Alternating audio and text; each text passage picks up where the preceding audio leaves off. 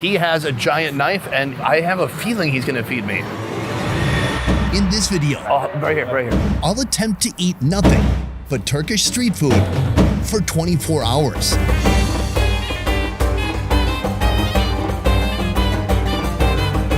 We are in Istanbul, Turkey, and we're gonna take you on a food tour like you have never seen before. Let's get to it. Istanbul, the only major city that divides two continents, with Europe to the west and Asia to the east. This metropolis of 15 million is a melting pot for all the absolute best street food in the country. So let's get started.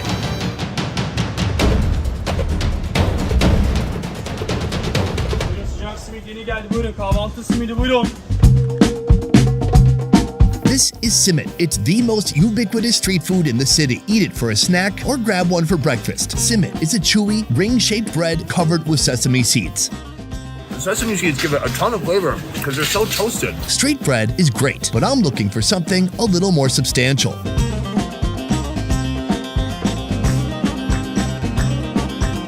It is 9 in the morning, we are just starting the day, and we are starting with breakfast. We've come to a very typical Turkish breakfast spot. This is basically the Denny's of Turkey, although way better. Let's go inside and check it out. So this is the kitchen right behind me. There are some orders that are about to go out. If you sneak around here, you can see somebody has ordered some fried bread, some tea, even French fries for breakfast. It's amazing. I'm gonna go inside and figure out what's going on. We are starting with a local fried bread known as pishi. This one is gonna be stuffed with this, pastrami, and also a little bit of cheese. So he starts with the dough, he flattens it out, he's put some oil on the counter already. He just gets a little rip of pastrami and then some cheese on top too. Close it up like an envelope, almost like an empanada, give it a bit of a crimp, and that is gonna head off to the oil. Very nice. Welcome to breakfast. It's big, it's heavy. I mean, obviously, all this could feed probably enough for 3 to 4 people. Let's do a quick tour of the table. First of all, right here, we have the minimum. We have feta cheese, some cheese I don't know, and then another cheese that I don't know. I'm gonna have some bread, and then right here, we have a beautiful tomato paste. Olives for breakfast. Mixed salad. This is clotted cream with honey on top. We have pishi. This is a fried bread with cheese and pastrami inside. I'm just gonna rip it right open, and we're gonna see the cheese oozing, melting, and then he put a pretty conservative amount of pastrami on there. That is the money bite right there. I'm gonna go for it.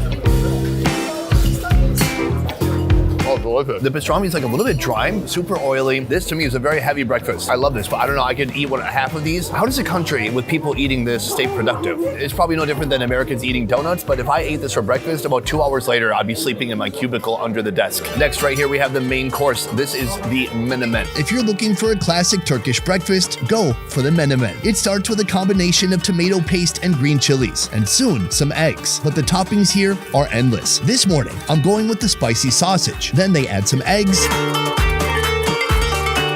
and some mozzarella cheese. It's not a soup, it's not an omelet, it's menemen. Take a look at this. You can see the big chunks of sausage. One thing you have to remember, whenever you're in a Muslim country like this, that is not gonna be pork sausage. Let's stop talking, let's try it out. Oh, how do you even categorize that? It is like a very wet omelet. I mean, obviously super tomatoey. There's not really a spice to it. It's not spicy, but you can taste the fresh green chilies inside as well. I'm still trying to figure out if this is a spicy country or not. So far, my instincts tell me not really. So that is just the beginning of our day. We are eating Turkish food for 24 hours, which is not gonna be that hard because we're in Turkey. Let's keep moving. Most of Turkey's borders are surrounded by water, and in those waters, you'll find these. One of the most unique street foods in Istanbul, mussels, but with a little bit of a twist. 22 years ago, the owner of this establishment started on the street with his little platter, and it was so popular, or he got investments, or he went on Shark Tank, and then somehow he pitched them on making a whole restaurant with multiple flavors of mussels, and here we are. All right, let's go inside the kitchen. I didn't actually ask permission. Let's see if they get wise to what I'm doing.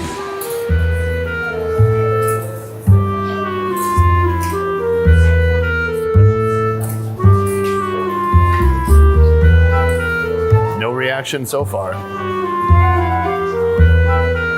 Boom. boom. And now I work here. So right here, I've ordered some of the spicy mussels. He puts it in the steamer. Once those are hot, they're gonna come right out. All right, just like that. And right now you can see he opens up each one and he puts it on the plate for us, and you can just eat it right out of the shell like a spoon. They also have some more modern mussel dishes right here. Fried mussels on a stick. I'm gonna try that out too. So right here we have 3 different courses, and I don't know, if you're a pirate in the 1700s, this is another course you might want to. So we have fried mussels and then 2 others right here. I want to stick with the fried ones immediately because they're hot and crispy and I don't want them to cool down and get soggy or anything like that. I feel like this is something you would see at the Minnesota State Fair. It's on a stick, it's fried, but with it comes a very unique and interesting sauce. A sauce full of breadcrumbs, garlic, vinegar, salt, and walnuts. Let's try it out.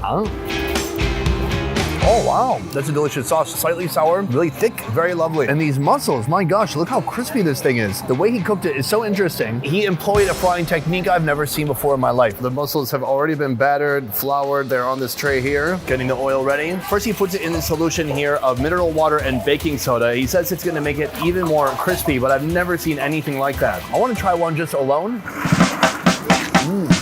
You can really feel the crunchiness, but you can taste the mussel too, and the mussels taste great. So this is a more modern take on mussels, but I'm a real traditionalist. So right here, we have the OG version. To be honest, when I first saw people selling mussels on the street, it freaked me out a little bit because I was looking for ice. I was looking for some way to preserve the mussels because sometimes it can still get hot here. Now that I see inside, I see how it's prepared, it makes a little bit more sense to me. I mean, the rice is in there, the mussel's cooked already, and the shell's like a little lunchbox, keeping it fresh. Mussels, or midye dolma, must have a fresh squeeze of lemon before you throw them back. I secretly want him to feed me. Oh, right here, right here. Here, a green lemon. In the sunlight, it's glistening. It balances it out a little bit. Enough talking, let's try this mussel. Oh, so many thoughts and emotions. You can see if I remove the mussel, there is a load of rice in there. Oh, it's like a little taco. So you can see some of the seasonings on there too, the pepper, the cinnamon. When is the last time you had mussels with cinnamon? So this right here is a spicy version of this. The only difference is they put some chili paste on there as well. Give it some lemon, and let's try it out. Oh, it's a little bit spicy. It's got a little bit of kick. I respect it. That's got to be the spiciest thing I've had so far in Turkey. Oh wait, I've been dying to ask this since I was a kid. Do you guys eat turkey? Yeah, for New Year's Eve especially. For New Year's? Yeah. Turkey eats turkey. So that is mussels in Turkey. It's a completely different approach to this seafood, one I've never seen before, but it's really fun to try out.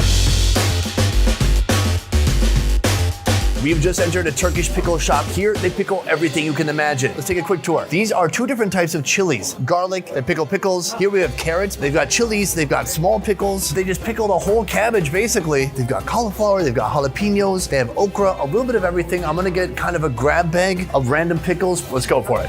In Turkey, you'll find pickled veggies of all kinds. Then there's the pickled fruits and even just some straight up pickled juice. Some pickling I see going on in this establishment is downright reckless. I saw pine cone somewhere. You can't pickle a pine cone. You can't even eat a pine cone, can you? I want to try this first. This is an unripe plum. That's interesting because it tastes like a little sour apple. This is a pickled unripe melon. They begged me to slice it and I said no. So let's see how much I regret that. Probably slicing it would be a good idea. Very intense, different from a cucumber type pickle. I like it. I give this one a passing grade. Of course, if the pickles get to be too much, you can cleanse your palate with pickle juice. And I believe they've garnished it with a pickle. I heard they have a giant bottle in the back with a pickled body. Oh, that's not bad. The weirdest among us have finished all their pickles and thought, I'll drink some pickle juice, right? Here they have a cabbage bundle. It's like a pickled vegetable roll. Ugh. Wow, this would be so good if you sliced it up a little bit. They have really finely minced cabbage and carrots and stuff in there. It tastes quite good. Here, finally, they pickled an entire eggplant. That's the weirdest one so far. Overall, I love the way they prepare it. I think the move here would be cut everything small, have it with something else, have it with beer or wine or your meal, in between other heavy bites, in between heavy meat or cheese, and it sounds pretty good. I don't think anyone's meant to just eat it this way, unless you're just a complete animal. Our final location is cooking up kebabs on a massive scale. You may be familiar with the famous glittering Turkish doner kebabs, but this is also a kebab, and this is a kebab too, Firin kebab. Welcome to Küvenç Göndela. This is a restaurant specializing in all things lamb meat. I've got the meat man right next to me right here. We're gonna do a quick meat tour. Furin kebab is made from giant chunks of lamb meat, slow cooked in their own animal oils for hours. Right there, we have a lamb shank. With one flick of the spoon, the meat just comes right off. So you can see how extremely soft and tender that meat is. Do you wanna try some too? Oh, just me? All right.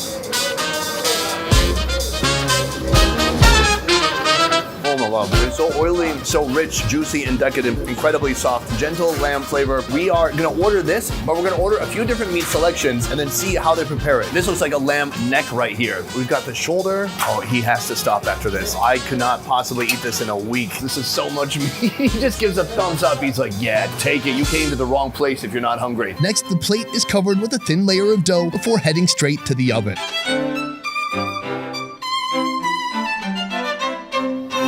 Time has passed, and this is complete. Next, this is what I call a long Turkish pizza. It takes a lot of skill to not tear this, to not put a hole into the dough itself. Next comes a big heaping mound of chopped lamb, tomato, green pepper, parsley, just a plethora of ingredients inside. He says to the baker, good luck. So he puts it to the very tippy tip of this giant wooden oar. This could be used to propel a ship. Right now, it's being used to cook pizza. Traditionally, it's just gonna be made with meat, but here you can see one that's just been made with delicious, gooey, bubbling cheese. All right, ours is about to come out in one moment. Boom, look at that thing. That is massive. Chef, thank you, amazing.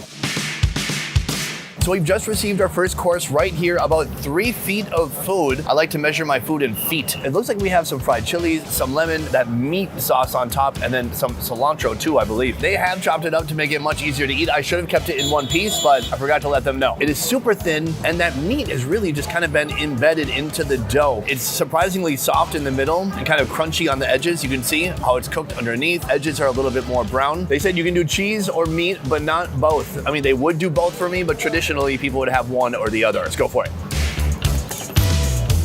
Half doughy, half crackery, a hint of lamb flavor, tons of spices. I love how juicy it is. That's our warm-up, that's our appetizer. I'm ready for that main course. Let's bring it down. The main course is here. My man Hussein, the owner of this whole operation, if you couldn't tell from all the pictures, caricatures of him around the restaurant, this is not complete because he has a giant knife and I don't think he's mad at me. So I think he's gonna stab this. All right, epic reveal. He is cutting away the bread. Now, normally, the guests would not have seen anything at this point. So this would be a complete surprise as to what's inside. For me, it's a second surprise. Oh, yes. I have a feeling he's gonna feed me. We've got some bread. He can put some meat in there. Oh my God, it's succulent, it's soft, it's so delicious. Like the oil is caking my lips right now. This is rib meat. Yes, kaburga. Oh my God, it's like barbacoa. Are there spices on here? No spices. No spices. Salt ve kuyruk yağı. They put some of the tail fat in there to help give it flavor, but really the meat has so much flavor already, it doesn't really need any help. It's just like barbacoa that I had in Mexico, and it is outstanding. He's making airplane sounds. This is like a meat masterpiece. One of the best lambs I've ever had in my life. I think I can feed myself from here on out if you'll allow me to. I've got some gloves right here of my own. You don't have to have gloves, but I also don't want my hands to smell like lamb because then I'm gonna have stray dogs following me. The dogs here are huge and it's because they eat tourists. The neck is really one of my favorite parts. I just want to eat it as it is, like this. Incredibly soft. You can see here, it's just so full of musculature and meat. It's been sitting here for a long time and it is still insanely hot. Put some neck meat on the cracker. It's stupid good. It is incredibly rich, as you can imagine. I'm super impressed. This is one of the most interesting places I've ever been to, especially to eat lamb. Nobody does it like this place. Delicious lamb flavor, a little bit of salt, and a lot of care, love, and time given to each body part as they cook it. 10 out of 10, highly recommend. Boom, guys, that is the end of the video. I want to say a huge thank you to Culinary Backstreets at culinarybackstreets.com for making this happen. They are a food tour company. They're doing food tours here in Istanbul and around the world. If it wasn't for them, I wouldn't have found all these awesome, interesting, and unique places here in this city. I always recommend doing a food tour. If you're short on time, if you want to get the most out of your time while you're traveling or on vacation, do a food tour and do it here with culinarybackstreets.com. That is it for this episode. Thank you so much for watching. I will see you next time. Peace. Welcome to the Best Ever merch store, where you can check out our brand new designs. Best Ever bandanas in black, white, and red. The Please Send Nudes hoodie, pillow soft fabric with a quality custom graphic inlay. hats, and our street food around the world graphic tee. We're now shipping everywhere around the world. Just visit shopbesteverfood.com or click the link in the description below to get your new merch today. A peace.